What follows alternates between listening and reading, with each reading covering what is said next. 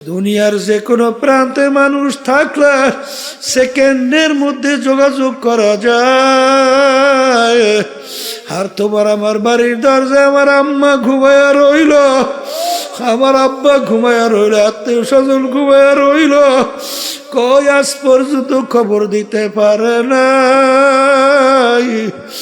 নেতেও কিন্তু পারলাম না। এই জন্য আমার বাজানদেরকে বলবো, আল্লাহ নবী সাল্লাল্লাহু আলাইহি ওয়াসাল্লাম তার অল্প বয়সে তার দাড়ি মোবারক পাইকে গেল, তার পিঠ মোবারক গুজা হয়ে গেল।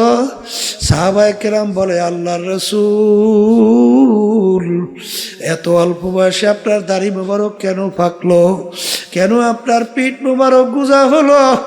আল্লাহ নবী বলেন, আমার সাহাবারা, আমি রাসূল যা দেখি তোমরা তো দেখো না, আমি রাসূল যা জানি তোমরা তো জানো না, আমি রাসূল যা শুনি তোমরা তো শোনো না। আরে যারা আমার উম্মতরা ঠিক মতো 5 ওয়াক্ত নামাজ পড়ে না, যারা আল্লাহর হুকুম রমজান মাসের রোজা রাখে না, যাদের উপরে হজ যাকাত ফরজ হওয়ার পরেও ঠিক মতো যাকাত দেয় না, আল্লাহর হুকুম পর্দা ফরজ ঠিক মতো পর্দা করে না, আরে সুন্নাত তরিকে চলে না, হারাম হালাল তমিজ কইরা খায় না, চলে না, তাদের ব্যাপারে আমার মালিক যে আযাবের ঘোষণা দিছে, যেই জাহান্নাম তৈরি করছে, ওই 1 সেকেন্ডের আযাব সহ্য করার শক্তি দুনিয়ার কোনো মানুষের না। আমার উম্মত কিভাবে জাহান্নামের আগুনের ভিতরে জ্বলবে, এই চিন্তায় চিন্তায় আমি রাসূলের দাড়ি পাইকে গেল, আমি রাসূলের পিঠ গুজা হয়ে গেল। এ কবরের যাত্রীরা, আল্লাহর হাবিব কিন্তু তার নিজের চিন্তায় দাড়িও পাকে নাই, তার নিজের চিন্তায় পিঠ মোবারক গুজা হয় নাই। তোমার আমার চিন্তা আল্লাহর হাবিবের দাড়ি মোবারক পাইকে গেল, পিঠ মোবারক গুজা হয়ে গেল। আমার বাজানদেরকে বলবো, পর্দালে মা বোনদেরকে বলবো, কি যাতনা বিষে বুঝিবে সে কিসে, কি যাতনা বিষে বুঝিবে সে কিসে, কবু আসি বিষে ধ্বংসিনী যারে, আদমিয়া দাদাই বা জব মুসলমান করদাই, আয় খোদা করবা সওয়াব ইহসা বর ইহসা করদাই। হে আমার মালিক, তোমার যে আমার উপরে কত দয়া, কত মায়া। মালিক, আমি তো তোমার কাছে দরখাস্ত করি নাই, কেউ দরখাস্ত করছে? আমার মালিক, দয়া মায়া করে আপনি আমার রূহকে মুসলমানের ঘরে দান করেন, এরকম দরখাস্ত করছেন কে কে? করছেন? করেন নাই? তা আমার মালিক ইচ্ছা করলে তোমার আমার রূহকে হিন্দুর ঘরে দিতে পারতো না? খ্রিস্টান, অন্য বিজাতি, কিন্তু দয়া মায়া কইরা আমার মালিক তোমার আমার রূহকে মুসলমানের ঘরে দান করছে। আজকে এখন আমি পরিচয় দেয় আমি রেজাউল করিম, কেউ পরিচয় দেয় আমি আব্দুর রহিম, কেউ পরিচয় দেয় আমি রহিমা খাতুন। এই মায়া দয়া কে করছে?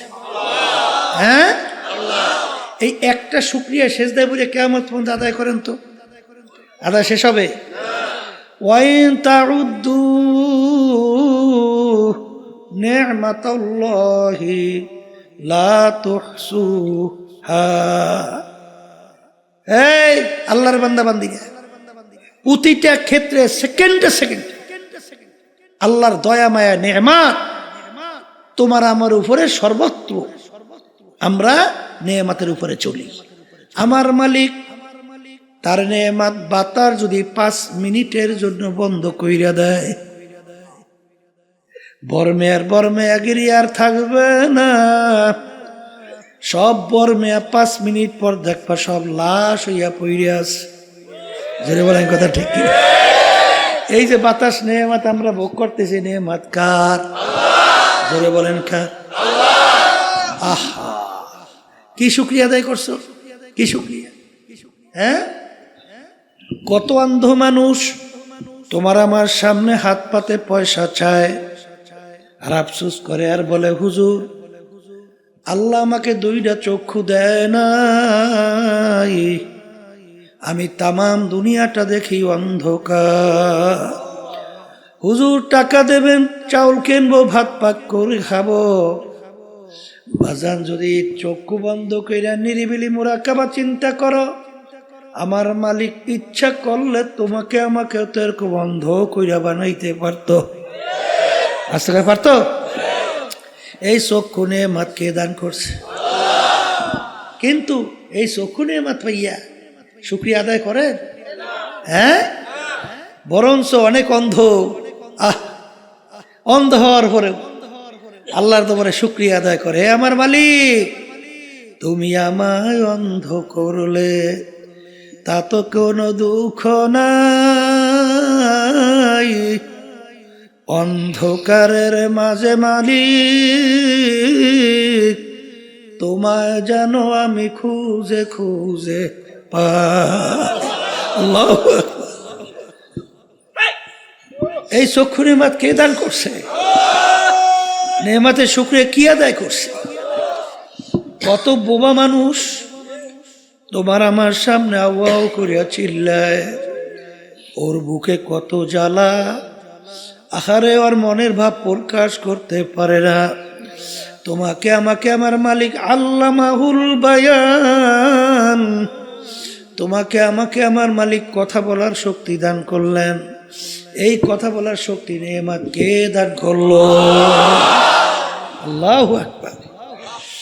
এই নেমক হারামের দলেরা, ইন্নাল ইনসানা লিরাব্বিহি লাকানুদ, মানুষ বড় নেমক হারাম, বড় নেমক। হাকিমুল উম্মত আশরাফ আলী থানভী রাহমাতুল্লাহ আলাইহি বাজান তিনি বয়ানের মধ্যে হঠাৎ বইলে ফেলল, দুনিয়ার মানুষ আমি মনে একটা কুকুরের চেয়েও খারাপ হয়ে গেছি। হুজুর কিভাবে? বলে আমরা কুকুর বালিতে অনেকে পালি, কুকুরকে আমরা কেউ ভালো জিনিসের ভাগ দেই না, আমরা গোশত খাইয়া হাড্ডি বাহিরে ফালাই, মাছ খাইয়া কাটাগুলো বাহিরে ফালাই, ওই কুকুর হাড্ডি কাটা খাইয়া তার জীবনকে বাঁচায়। মালিক রাত্রে রানা চাই না ঘুমায়, কুকুর কিন্তু ঘুমায় না। এই কুকুর ঘুমায়? সারা রাত্র মালিকের বাড়ি পাহারা দেয়, মালিকের যেন কোনো ক্ষতি না হয়। ভোরবেলা দেখবেন কুকুরের চক্ষু লাল হইয়া যায়, ওই সময় যদি মালিক কুকুরকে মারে, উচিত ছিল কুকুর মালিককে কামড় দেওয়া। ওরে নেমুখ হারাম, আমি তো তোর কোন ভালো জিনিসের ভাগ নেই নাই, তুই হাড্ডি কাটা বাহিরে ফালাইলে খাইয়া আমার জীবনকে বাঁচাইলাম, তোর বাড়িও পরিষ্কার রাখলাম, সারা রাত্র তুই না একটাই না ঘুমাইছ, আমি কুকুর কিন্তু ঘুমাই না, তোর যেন কোনো ক্ষতি না হয়। এরপরে তুই আমাকে মারো, তোকে আমি কামড়াইয়া রাখবো না। কুকুর কিন্তু তা করে না, মালিকের কিভাবে সম্মান দেখায়, লেজটাকে পেটের নিচে ঢুকায়, কান দুইটা নিচের দিকে নামায়, মাথাটা একটু কায়ত করে চক্ষু দুইটা বুঝু বুঝু তাকায়, করুণ দৃষ্টিতে মালিকের দিকে তাকায়, আর করুণ সুরে ডাক দেয় ঘেউ ঘেউ কইরা। মনে হয় যেন কুকুর বলে, মালিক তুমি আমাকে মাইরো না, তুমি আমাকে মাফ করে দাও। হাকিমুল উম্মত আশরাফ আলী থানভী রাহমাতুল্লাহ আলাইহি বলেন, ওরে দুনিয়ার মানুষ, কুকুরটাও মালিক চিনল, আর আমরা আশরাফুল মাখলুকাত মানুষ হইয়া আমার মালিককে চিনলাম না। এ দুনিয়াদার পাগল আমার বাবারা, মস্তে আশিক মস্তে মাশুক, বাদশাহ মালে মাস্ত, পীরে মস্তে জিরে মস্তে শাইখে দর আসরারে মস্ত। দুনিয়ার মধ্যে যত মানুষ বিচারণ করে সব কিন্তু পাগলের দল। কেউ বা বেশি বেশি টাকা পয়সা কামাই করার জন্য পাগল, কেউ বা বেশি বেশি সম্পদ কামাই করার জন্য পাগল, কেউ বা সুন্দর বাড়ি গাড়ি করার জন্য পাগল, কেউ বা পীর মুফতি মুহাদ্দিস হওয়ার জন্য পাগল, কেউ বা সভাপতি সেক্রেটারি হওয়ার জন্য পাগল, কেউ বা বাজান ও সুন্দরী মেয়ে বিবাহ করার জন্য পাগল। আর এক দল মানুষ দুনিয়া বিচারণ করে, তারাও কিন্তু একদল পাগল, তারা হইল আমার মাওলার পাগল।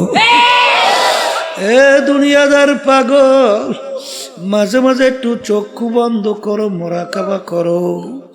দুনিয়ার পাগলামি কয়দিন বাজা, দুনিয়ার ইতিহাস পড়ে দেখো। ফেরাউন মাওলার সঙ্গে চ্যালেঞ্জ করলো বাজান, চ্যালেঞ্জ কইরা খোদাই পর্যন্ত নাউজুবিল্লাহ দাবি করলো। বাজান আমার মালিক ওকে দুনিয়ার ভিতরে এত আল্লাহু আকবার আরামে রাখছিল। ইতিহাসে দেখা যায় 750 বছরের মধ্যে ওই ফেরাউনের একদিন একটু সর্দি জ্বরও হয় নাই। এত আরামে আমার মালিক ওকে দুনিয়ার ভিতরে রাখলো। ফেরাউনের বাড়ির দরজায় ইতিহাসের ভিতরে দেখা যায় এমন একটা গাছ ছিল, যে কোনো রোগের নিয়াত কইরা খাওয়ার সঙ্গে সঙ্গে সমস্ত রোগ ভালো হইয়া যাইত। নীল দরিয়ার পানি ফেরাউনের কথায় আসা যাওয়া করত, ভাটা জোয়ার হইত। এত আরামে আমার মালিক ওকে দুনিয়ার ভিতরে রাখছিল। কিন্তু যখন ওর হায়াতের বেড়া শেষ, আমার মালিক ওকে নীল নদীর ভিতরে ফালাইয়া চুবাইয়া চুবাইয়া তারপর আমার মালিক ওকে মারছে। ফেরাউনের কোনো পাত্তাও ক্ষমতাও দেখা যায় না। সাদ্দাত মাওলার সঙ্গে চ্যালেঞ্জ করিয়া দুনিয়া ওর বেহেশত তৈরি করলো, কই সাদ্দাতের পাত্তাও নাই।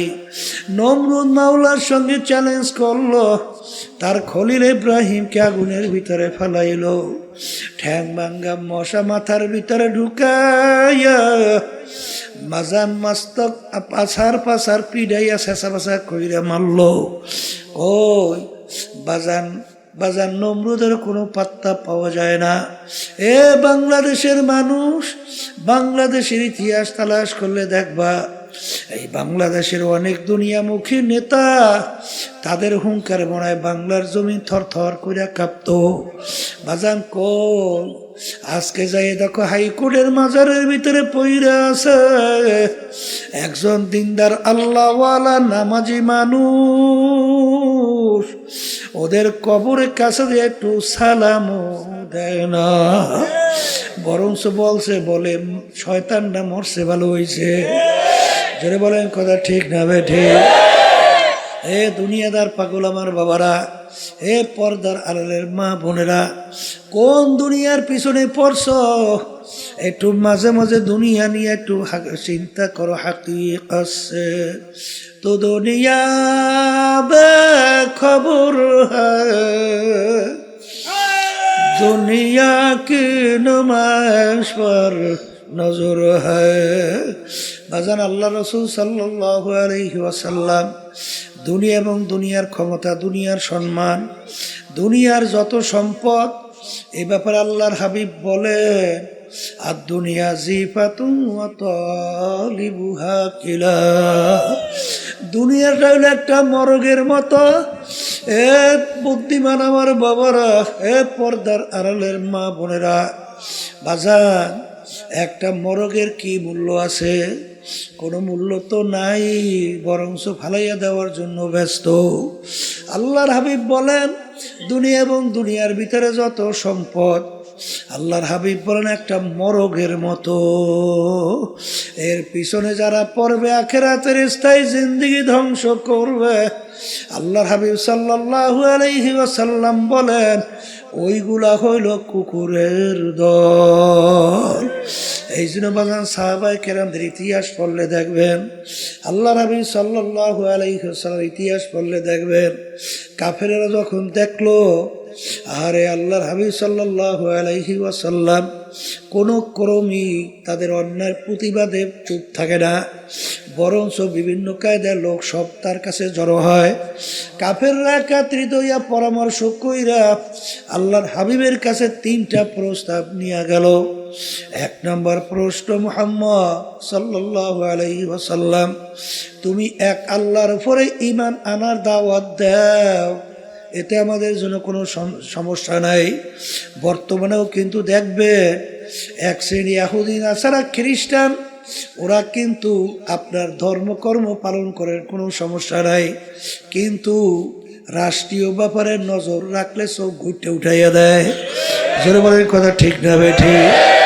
কারণ আজীবন তোমরা গোলাম থাকবা, কেন তোমরা আবার রাজাগিরি করতে যাবা?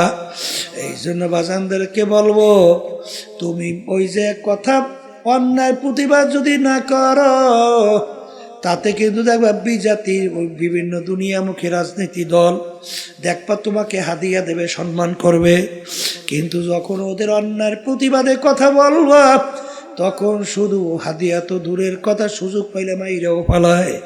জোরে বলেন কথা ঠিক যাবে ঠিক? তখন নাকি বলল, মুহাম্মদ তুমি এক আল্লাহর উপরে ঈমান আনার দাওয়াত দাও, এই জন্য আমাদের কোনো সমস্যা নাই, কিন্তু একটা শর্ত, আমাদের কার্যক্রমের বিরুদ্ধে তুমি কিছু বলবা না। যদি এইটা করতে পারো আমরা সিদ্ধান্ত নিয়ে আসি তোমাকে 3টা পুরস্কার দেব।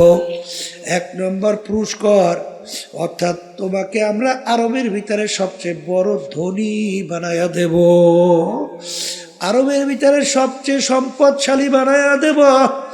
আবার শর্ত হইল দাওয়াত দাও, কোনো সমস্যা নাই, আমাদের অন্যায়ের প্রতিবাদে, আমাদের কার্যক্রমের প্রতিবাদে কিছু বলবা না। এতটুকু যদি মানতে পারো তোমাকে আরবের বড় ধনী বানায়া দেব। 2 নম্বর প্রস্তাব, তোমাকে আমরা আরবের রাজা বানায়া দেব। অর্থাৎ আজকে একটু মেম্বার চেয়ারম্যান হওয়ার জন্য, এমপি হওয়ার জন্য কতবার যে ইমান বিক্রি করে, কিন্তু আল্লাহর হাবিবকে প্রস্তাব দিল তোমাকে আমরা আরবের নেতা বানায়া দেব। 3 নম্বর প্রশ্ন, আরবের সবচেয়ে সুন্দরী মেয়েটা তোমার জন্য বিবাহের ব্যবস্থা করব। এক শর্ত হলো এক আল্লাহর উপরে ঈমান আনার দাওয়াত দাও, এজন্য আমাদের কোনো সমস্যা নাই, কিন্তু আমাদের কার্যক্রমের বিরুদ্ধে তুমি কিছু বলবা না। এতটুকু যদি মানতে পারো, এই 3 প্রস্তাব। আল্লাহ রাসূল সাল্লাল্লাহু আলাইহি ওয়াসাল্লাম এই প্রস্তাব মানছে? মানে তো নাই, বরঞ্চ বলে কাফেররা শোন, তোরা আমাকে আরবের নেতা বানাবি, ধনী বানাবি, সুন্দরী মেয়ে বিবাহ দিবি, কিন্তু সৈন্যরা তোরা যদি আসমান থেকে সূর্য এক হাতে, আসমান থেকে চন্দ্র আইনে আমার আর এক হাতে দিতে পারো, তারপর আমি এক আল্লাহর উপরে ঈমান আনার দাওয়াত এবং তোদের অন্যায়ের প্রতিবাদে আমি বলতেই থাকবো। এক পর্যায়ে আল্লাহর হাবিব সাল্লাল্লাহু আলাইহি ওয়াসাল্লাম তার জন্মভূমি মক্কায় থাকতে পারে নাই। বাজান মক্কা শরীফ সাইরা হিজরত করে মদিনায় যায়, আর তার জন্মভূমির মায়ায় বাজান ফিরা ফিরা চায়।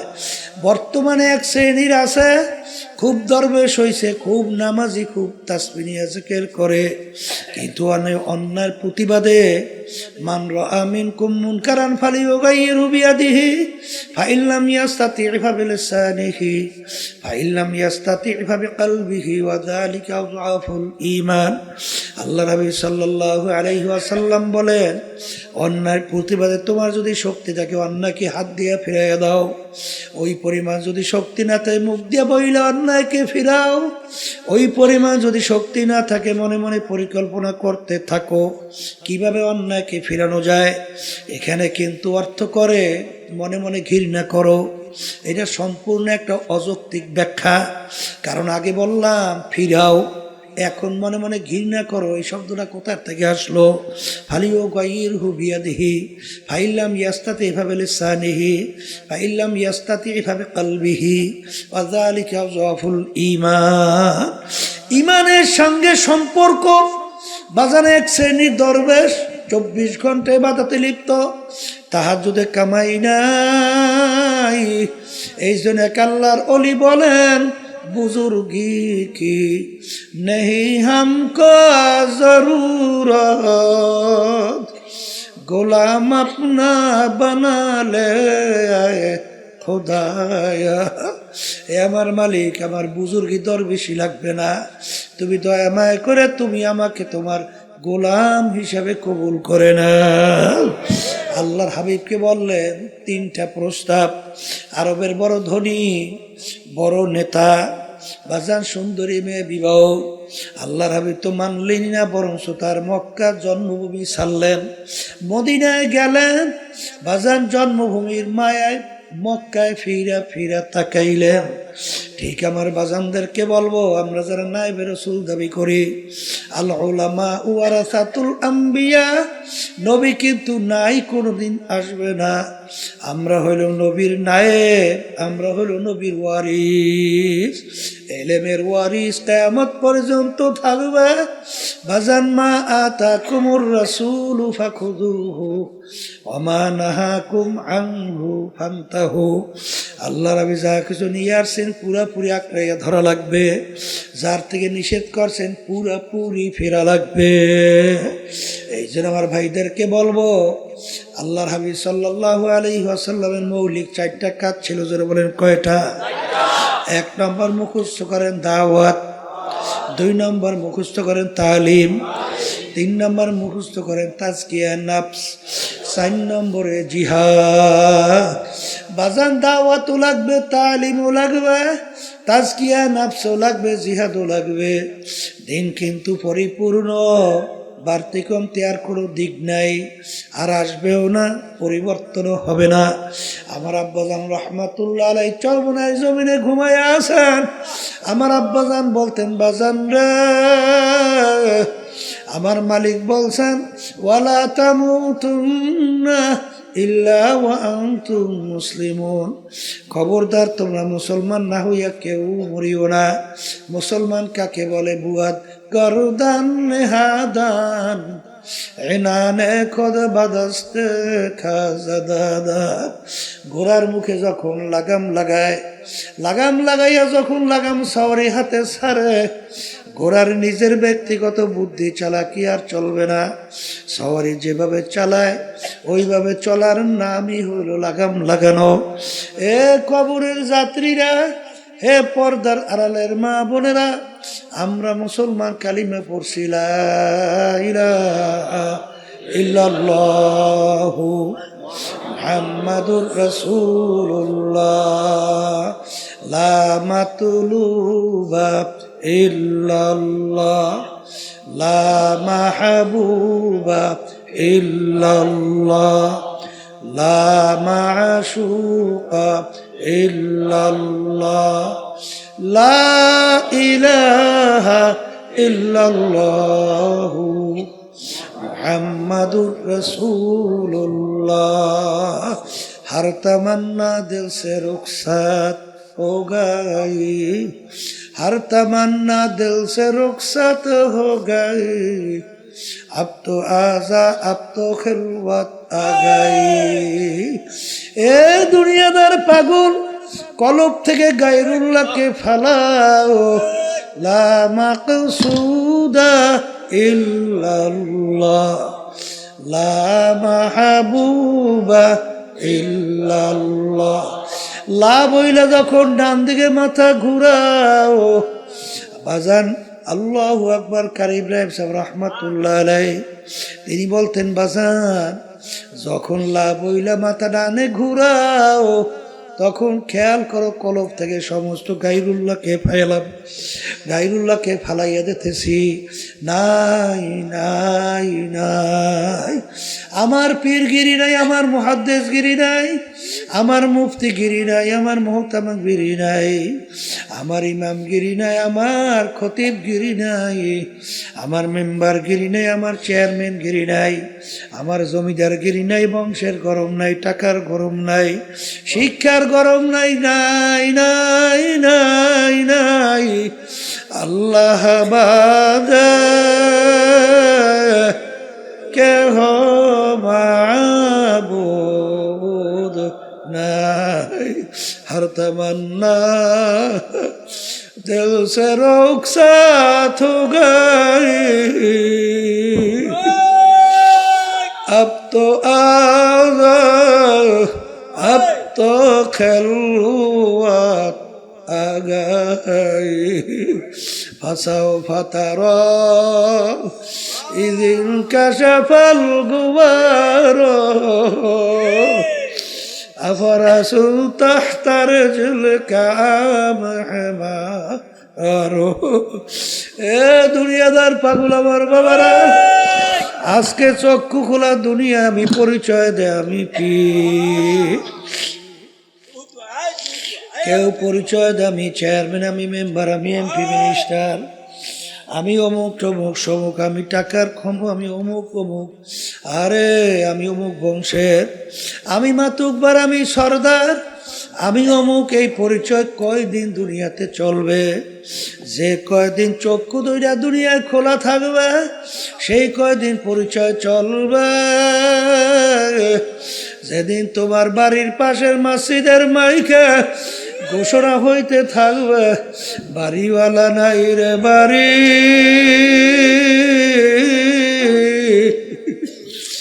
নাই রে দুনিয়াতে, আল্লাহু আল্লাহ।